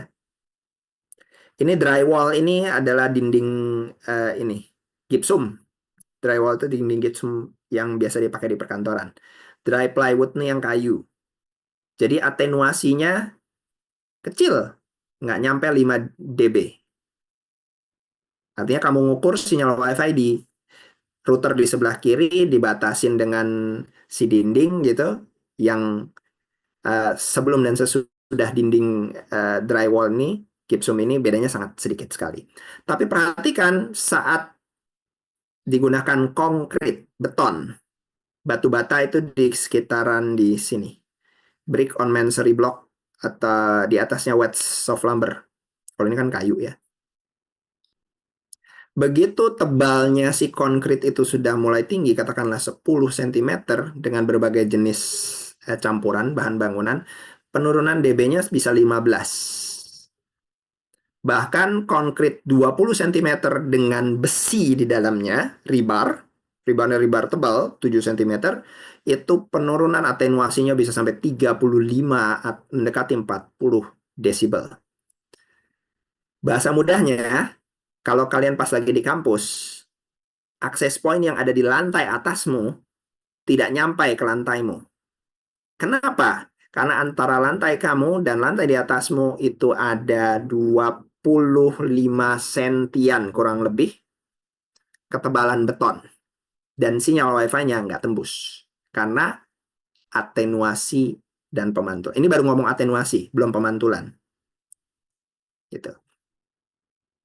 Nah, jadi bisa disimpulkan bahwa bahan bangunan yang dipakai mempengaruhi penurunan sinyalnya. Bahan yang lebih tebal, pasti penurunannya lebih banyak, atenuasinya lebih banyak. Lalu hubungannya apa, Pak? Mungkin kalian bertanya, dengan keamanan. Kan ini kuliahnya keamanan. Hubungannya adalah nanti dari karakteristik fisika ini, kalian bisa memahami bahwa untuk meningkatkan keamanan, saya perlu meletakkan posisi router access point saya di posisi yang tepat supaya tidak bocor keluar. Kenapa posisinya harus tepat? Karena juga harus mempertimbangkan bahan bangunan, layout ruangan. Loh Pak, layout ruangan. Nah, perhatikan di sini. Ada pemetaan indoor signal strength contohnya. Kalau mau pakai tool nanti saya sarankan kalian bisa cari Ekahau. Cuman peralatannya tidak murah. Kalau mau cari yang lebih ini buat hanya untuk keperluan testing saja kan bisa download di Play Store. Itu ada Wi-Fi Analyzer atau yang mirip. Kalian bisa pasang di handphone kalian. Kalian coba scanning di dekat rumah kalian berapa, di dekat rumah tetangga berapa untuk satu akses point yang sama. Kalian jadi bisa memetakan dan memperkirakan sinyalnya yang kuat mana. Gitu ya. Nah, di sini angka minus 65 itu lebih kuat daripada minus 80. Batasan minus 80 itu biasanya menjadi batasan paling rendah. Lebih rendah lagi dari itu biasanya dianggap sudah tidak kuat, akan lemah. Data rate-nya juga lemah. Minus 65 dianggap yang aman. Nah, perhatikan kalau layout ruangannya, ini model terbuka. Kalau di ruangan bazar, trade show ini ya, contohnya di trade show, itu kan cuman kayu ya, kayu pembatas partisi, bukan beton. Tapi kalau ada beton, itu sebetulnya heat map-nya itu kan berbeda sekali. Nah, kita harus mengatur sedemikian rupa akses point kita jangan bleed keluar. Bleed ini harfiahnya berdarah, tapi maksudnya jangan sinyalnya itu bocor keluar terlalu banyak. Kenapa? Karena kalau bocor keluar terlalu banyak, bisa ditangkap tetangga. Bisa ditangkap di luar. Nah, sebelum kita sampai ke sana, saya akan berikan gambaran dulu. Di lapangan saat ini, produk yang dijual itu ada 2,4 GHz, 5 GHz, 6 GHz. Kalian mungkin sudah dengar atau mungkin tertarik mau beli router baru yang 7 GHz. Sorry, bukan 7 GHz, salah sebut, maaf. Yang Wi-Fi 7 maksudnya. Siapa di sini gamer? Gitu kan? Itu ditargetin pada gamer tuh. Bermain tanpa gangguan dengan Wi-Fi 7 router dari merek, saya tidak sebut merek lah. Intinya adalah marketingnya seperti itu. Padahal sebenarnya kalau content creator dan gamer yang benar di PC, nggak menolak pakai kabel. Selalu lebih stabil pakai kabel. Oke, sesuai kebutuhan lah kalau memang perlu beli Wi-Fi 7. Saat ini saya di rumah pakainya Wi-Fi 6 saja, dan bukan yang 6E ya, masih yang 6 awal, dan itu pun sudah memadai menurut saya. Karena bottleneck-nya biasanya adalah bayar langganan ke internetnya, ke IndiHome atau First Media-nya, ketimbang beli routernya. Kalau kita beli router bagus-bagus banget, koneksi ke internetnya juga Ya jujurlah di Indonesia seperti itu, di Jakarta masih seperti itu, kayaknya nggak worth it gitu ya. Oke, kembali ke sini. Frekuensi mana yang dipakai? Standarnya di lapangan kalian beli pasti 2,4 tersedia. Nah, model-model yang baru, langganan IndiHome yang baru atau First Media yang baru mungkin dikasih router dengan 5 GHz juga. Saya pakai yang mana? Kalau perangkatnya baru, mendukung, pakai yang 5 GHz. Karena yang 5 GHz channelnya lebih banyak, kemungkinan bentroknya lebih sedikit. Oke? Dari kemungkinan bentrok yang lebih sedikit, sehingga lebih baik. Yang 2,4 GHz itu untuk perangkat yang lebih lama dan atau perangkat yang membatasi hanya di 2,4 GHz atau perangkat IoT, CCTV, IP, dan seterusnya itu di 2,4 GHz. Karena karakteristiknya memungkinkan dia mencapai jarak lebih jauh. Semakin tinggi gigahertznya, semakin besar bandwidth-nya. The higher the frequency, the bigger the bandwidth. Semakin rendah gigahertznya, semakin kecil juga bandwidth yang didukungnya. Itu ya. Tapi mencapai bandwidth akhir itu kombinasi tidak hanya gigahertz saja, tapi juga kombinasi dari perangkatnya, protokol yang dipakai, dan modulasinya nanti ada OFDM apa. Nah, jadi kegunaan yang tepat. Nanti yang 6 GHz yang keluar di Wi-Fi 7 ini, ya perangkat-perangkat laptop yang baru, router yang baru, mendukung 6 GHz, pasti cakupannya lebih pendek lagi. Untuk perangkat IoT yang lama malah lebih suka yang jauh-jauh, 2,4 GHz saja. Karena pengiriman datanya lebih sedikit. Kecil kok, nggak butuh bandwidth besar, tapi butuh coverage yang lebih luas. Oke, Wi-Fi frame. Ini nanti kalian bisa pelajari lagi mendalam. Intinya saya mau menyampaikan bahwa pada frame-nya Wi-Fi di layer 2 itu lebih kompleks ketimbang frame-nya Ethernet atau frame-nya point-to-point, protokol point-to-point atau Ethernet. Nanti kalau seharusnya kalian sedang ngambil jaringan komputer ya. Nanti tanyakan ke dosen jaringan komputernya nanti, Pak, beda frame-nya si Ethernet, Wi-Fi, sama point-to-point itu apa sih? Saya sampaikan secara umum saja di sini jauh lebih kompleks dan lebih berat. Lihat saja address-nya ada 4. Address 1, address 2, address 3, address 4. Jadi bebannya agak lebih besar di Wi-Fi frame dan lebih kompleks. Nah, Wi-Fi juga menggunakan beacon. Beacon itu mengirimkan SSID-nya setiap 100 milidetik. Itu yang memungkinkan kalian saat buka laptop, buka perangkat, nyari Wi-Fi, ketemu. Kalau dibesarkan nilainya, untuk ketemunya lebih sulit. Defaultnya 100 milisecond. Dibuat lebih agresif pun tidak terlalu banyak berguna. Jadi biasanya dibiarkan di 100 milisecond. Kemudian ada manajemen frame untuk autentikasi. Frame autentikasi ini yang terjadi saat si perangkat mau terkoneksi dengan si access point. Kemudian si access point-nya itu melakukan mekanisme pertukaran key dan seterusnya, sehingga ada proses pertukarannya itu yang menggunakan frame autentikasi. Wi-Fi security in eye of common user. Di sisi user yang umum, apakah Wi-Fi aman? Pada dasarnya saya ambil secara umum, kalian menganggapnya aman. Kalian mendapatkan kesan bahwa Wi-Fi itu selalu aman. Padahal kenyataannya jauh-jauh lebih tidak aman ketimbang kabel. Gitu.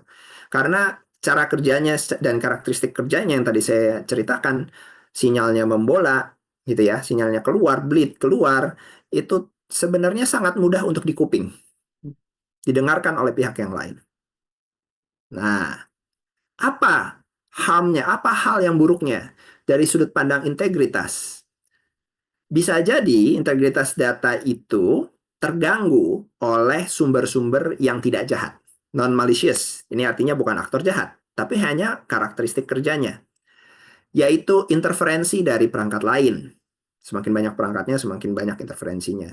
Hilangnya signal, corruption signal. Kemudian gangguan tangkapan karena weather, ya. Kemudian komunikasinya gagal mungkin karena ya masalah hardware atau software yang lain. Jadi integritas datanya itu terganggu. Itu pun masalah keamanan sebenarnya. Kalau terganggu, sinyal harus dikirim ulang dan pasti kinerjanya lebih rendah.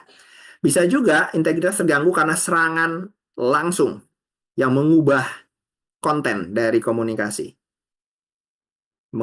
Diintersepsi lalu diubah. Lalu hal yang berikutnya adalah availability. Ketersediaan.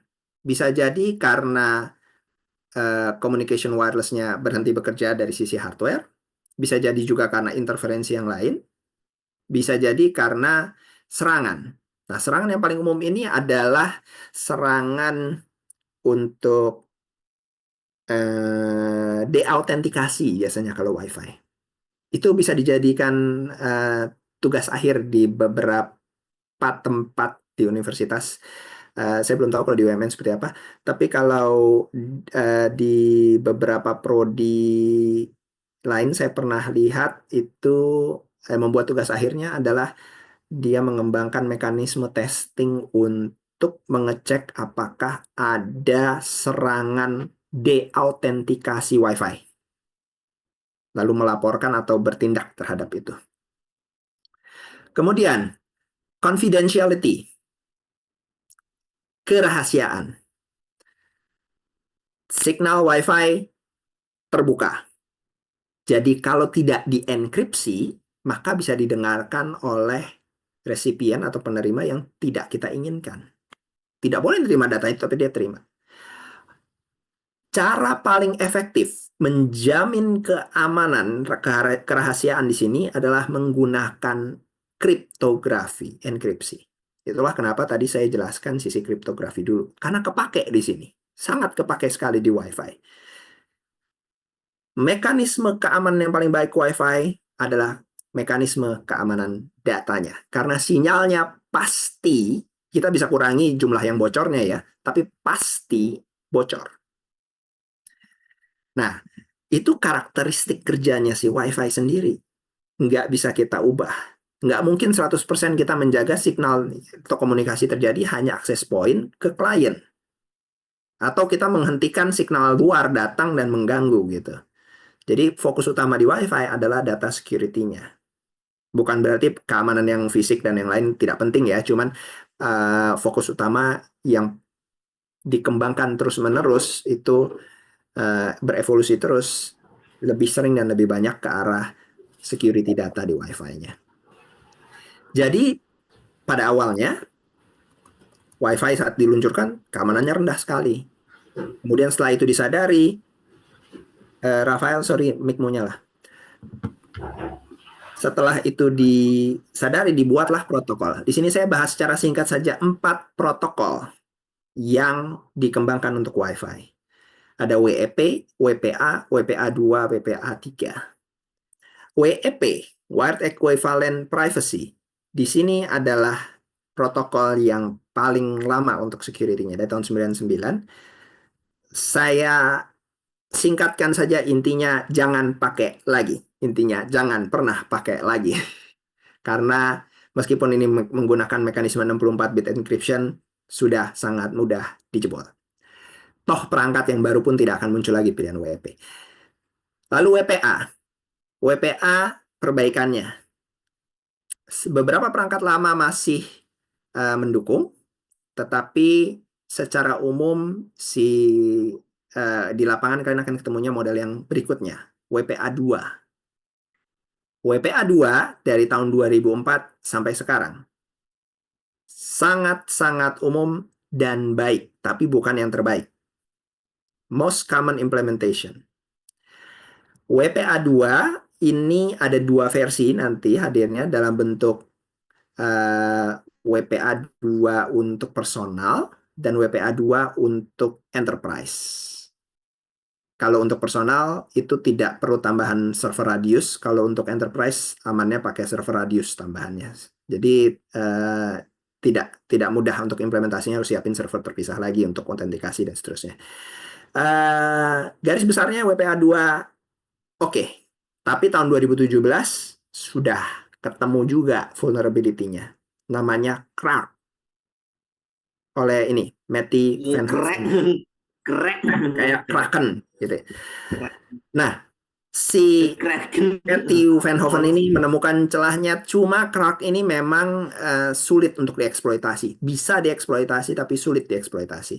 Nah, ini nanti saya share PowerPoint-nya, nanti kalian bisa baca sendiri proses Krake-nya seperti apa.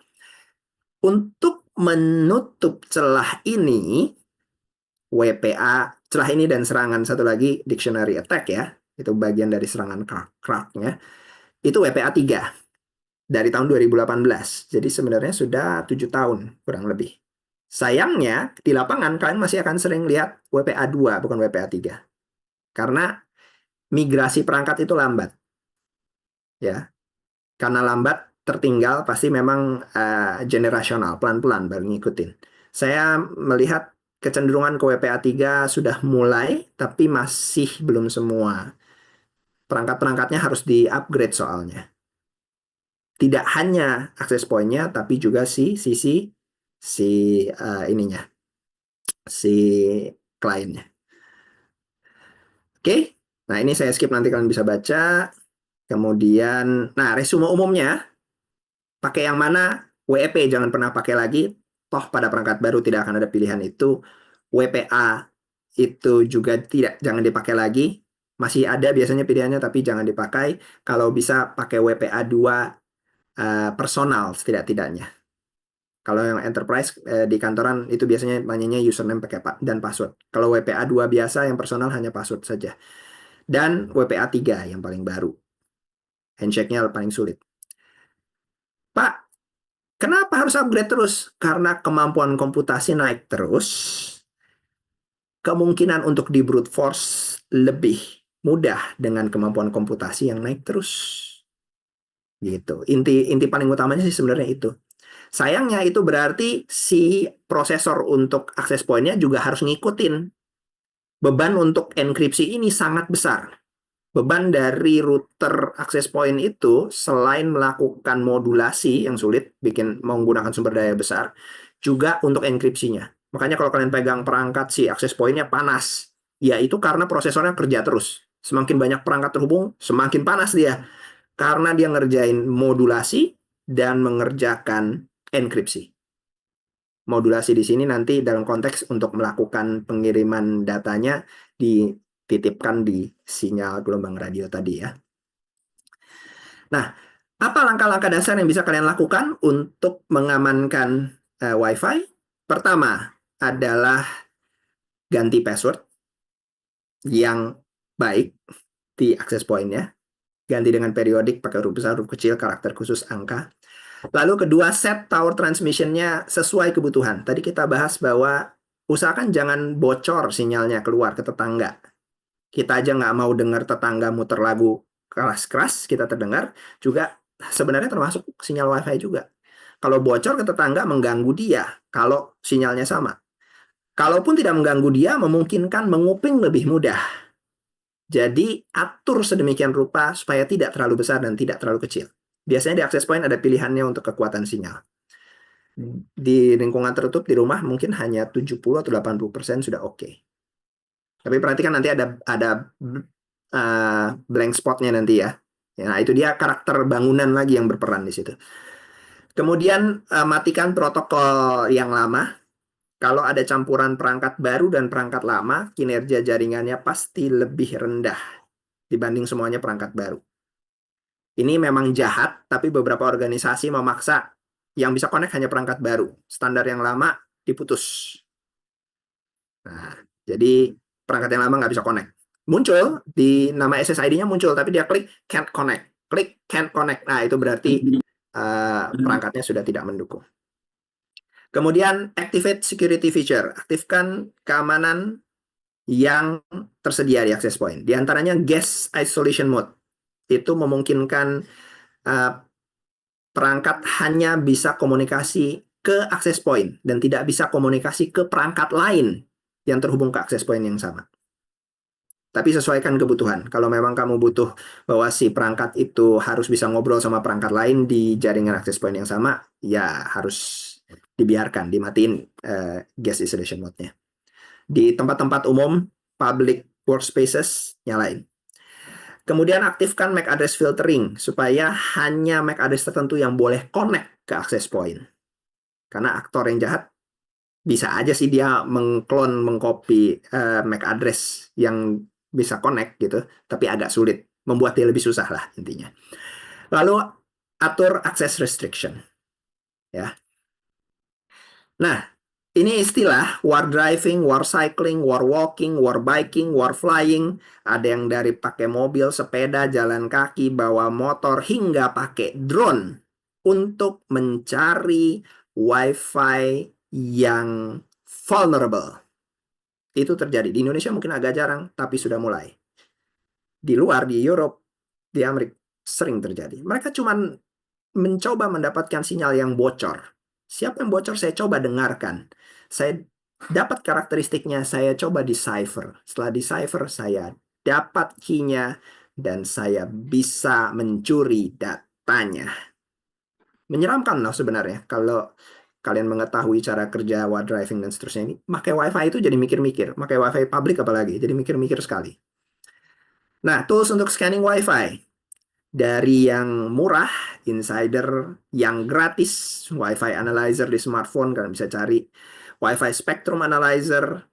Terus kalau pakai Linux, kalian dari softwarenya bisa pakai Aircrack NG, sampai ke level very professional Ekahau, di mana perangkatnya itu sendiri bisa harganya belasan hingga puluhan juta, hanya untuk melakukan analyze kekuatan sinyal Wi-Fi. Yang penting, kalian harus mengetahui bahwa setelan access point di Wi-Fi juga memungkinkan kalian memilih open mode. Open mode itu artinya terbuka, broadcast saja SSID-nya terus-menerus, atau model yang close mode. Artinya tidak diiklankan. Saya tidak mengiklankan SSID saya. Nah, paling bagus adalah yang close. Jadi harus dimasukin manual tapi di tiap perangkat ya. Kalau mau connect ke Wi-Fi harus pilih masukin manual nama SSID ini, namanya passwordnya ini, dan seterusnya, baru coba aktifkan. Dan connect-nya biasanya jauh lebih lama. Karena si klien harus secara aktif menanyakan, yang SSID ini ada nggak, saya mau connect. Karena SSID-nya tidak di broadcast. Tapi sekali lagi, yang aman tidak nyaman, yang nyaman tidak aman. Gitu. Sorry, ini saya jawab ada pertanyaan yoga ya, terakhir ya. Oh sorry, sedikit yang lain. Berarti Muhammad Tarek, berarti frekuensi Wi-Fi bisa bentrok dengan Bluetooth? Iya, tadi udah terjawab ya. Lalu alasannya harus matikan atau matikan Wi-Fi, Bluetooth dan Wi-Fi. Sebaiknya tidak dinyalakan dua-duanya sekaligus bersamaan. Tapi pada Bluetooth yang lebih baru, versi 4 ke atas, kayaknya harusnya interferensinya sudah lebih sedikit. Apalagi yang Bluetooth 5. Tapi kalau bisa ya tidak berbarengan sih. Sedikit doang sih mengganggunya. Kalau kebetulan di channel yang berdekatan. Terus apakah ada pengaruh kecepatan Wi-Fi yang kita gunakan sinyal Wi-Fi lain? Jelas. Tempat umum iya. Oke ya. Kalau ada pertanyaan baru boleh taruh di chat. Nanti sekalian saya jawab. Oke, kelemahan lain dari Wi-Fi adalah SSID kelihatan di semua frame. Nah, makanya tadi ada war driving dan seterusnya, ketemu SSID sebagai salah satu informasi dasar untuk melakukan serangan lanjutan. Terus changeable MAC address, tadi juga saya ceritakan, spoofing MAC. MAC-nya pakai MAC laptop yang lain, pakai MAC laptopnya si bos lah. Saya tahu MAC-nya laptop bos, saya pakai, bos lagi pergi, berarti saya connect ke Wi-Fi, seolah-olah saya adalah dia. Ya, nah ini dia, preferred association. Kalau SSID-nya open, terbuka, bisa masuk, bisa connect dengan mudah. Tapi kemudahan itu berarti juga ada informasi yang terbuka ke publik, SSID-nya di broadcast keluar, atau setidak-tidaknya dari sisi klien, password-nya tersimpan. Serangan yang paling umum di lapangan adalah evil twin. Rogue access point dengan evil twin. Skenario paling mudah, saya ceritakan saja, adalah seorang pelanggan di kafe yang duduk agak jauh dari access point. Ini access point-nya ada di kafenya, dia duduk agak jauh mungkin di luar gitu ya, atau memang di posisi yang lebih berjauhan. Si penyerang mengetahui bahwa user ini akan mencoba access point yang SSID-nya free Wi-Fi. dan tidak ada password ya. Jadi dia buat access point palsu dengan nama persis yang sama, SSID yang sama. Enggak bisa dicegah oleh si pemilik kafe. Sekali lagi, tidak bisa dicegah karena cara kerjanya yang wireless. Si victim, si korban, tidak mengetahui bahwa ada dua access point, satu asli, satu palsu. Dia akan mencoba menghubungi ke salah satunya. Dan perangkatnya akan pilih sinyal yang lebih kuat. Atau kalau dilihat di daftar sinyalnya lebih kuat, kalian pilih sinyal yang lebih kuat, kan?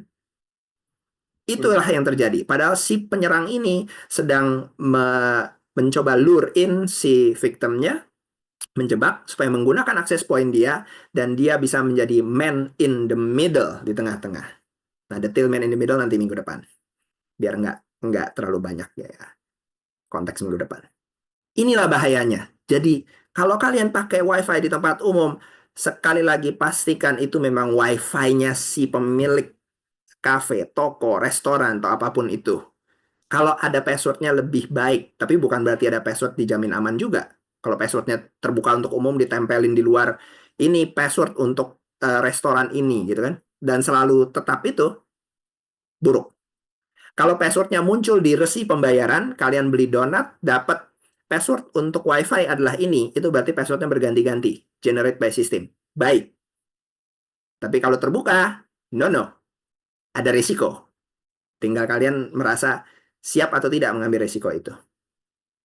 Hati-hati, belajar security WiFi malah jadi paranoid untuk akses ke WiFi umum. Pak, WiFi kampus aman nggak? Kalau dari sudut pandang SSID, kalian nggak bisa menolak kalau ada yang membuat akses point palsu.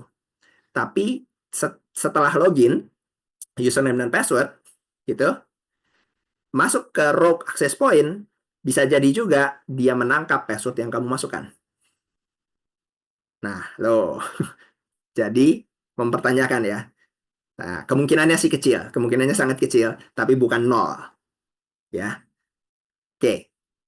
Ini yang lain, interception di wireless, karena sinyalnya yang misalnya pakai antena jenis parabolik pun pasti tetap ada yang bocor ke samping, jadi tetap masih bisa bocor.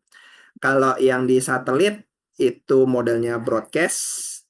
Kalau satelit itu biasanya one way sih umumnya. Tapi kalau memang langganan sama si penyedia jasa satelitnya, itu biayanya nggak murah dan ada mekanisme username password tersendiri yang biasanya tidak bocor keluar. Nah, ini yang virtual private network site to site saya kayaknya udah jelasin minggu kemarin. Ini yang memungkinkan si jaringan A dan jaringan B komunikasi seolah-olah hanya bersebelahan, tapi sebenarnya menggunakan jalur internet. Ini enkripsinya biasanya ada di layer 5, 4, 3, 2, 1. Jadi dari 1 sampai 5. Ada chat baru masuk sepertinya. Dari Yoga Wias, ingin bertanya, jika lebih aman menggunakan kabel atau wireless? Selalu lebih aman wired, kabel. Selalu. Tetapi, kenyataannya di lapangan kita tidak bisa terhindar dari penggunaan wireless. Nah, model yang terakhir adalah peer-to-peer. Peer-to-peer itu sebenarnya model di mana setiap perangkat itu sederajat, bisa berbagi informasi, file dengan mudah. Tidak ada klien spesifik, tidak ada server spesifik. Setiap perangkat bisa jadi klien dan server. Equal, sederajat, peer itu sederajat. Nah, konfigurasi keamanan di tiap-tiap perangkat itu sendiri-sendiri. Jadi, kalau ada serangan gitu ya, itu resikonya lebih besar karena istilahnya tidak standar keamanannya.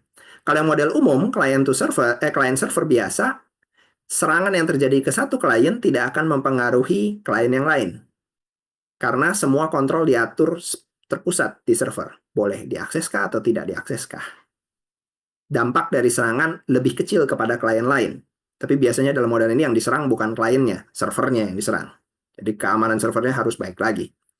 Di model peer-to-peer, karena keamanannya di masing-masing perangkat, sifatnya adalah ya kalau konfigurasi keamanannya bagus ya aman. Kalau konfigurasinya jelek, tidak pakai firewall, tidak pakai mekanisme keamanan dan best practices yang baik, sharingnya dibuka gitu, ya bocor juga. Jadi saya tidak menyatakan persis si P2P itu harus lebih buruk juga, tapi tergantung kondisi si klien peer-to-peer-nya itu membuka akses atau tidak. Tapi saat ini sih peer-to-peer fisik itu sangat jarang ya. Kalian pakai peer-to-peer itu biasanya pakai uTorrent, BitTorrent, dan yang lain. Dan itu tergantung dari konfigurasi kalian di perangkat itu. Gitu. Oke, nah ini nanti kalian bisa baca sendiri tentang risiko dari peer-to-peer sharing. Ya, dari inappropriate data disclosure, data terbuka ya, malicious software, unauthorized access. Dan dari sisi etis dan legal ya, kadang seringnya peer-to-peer itu untuk berbagi pakai software yang bajakan misalnya. Nah, tapi itu sebenarnya di luar dari sisi security untuk networknya ya.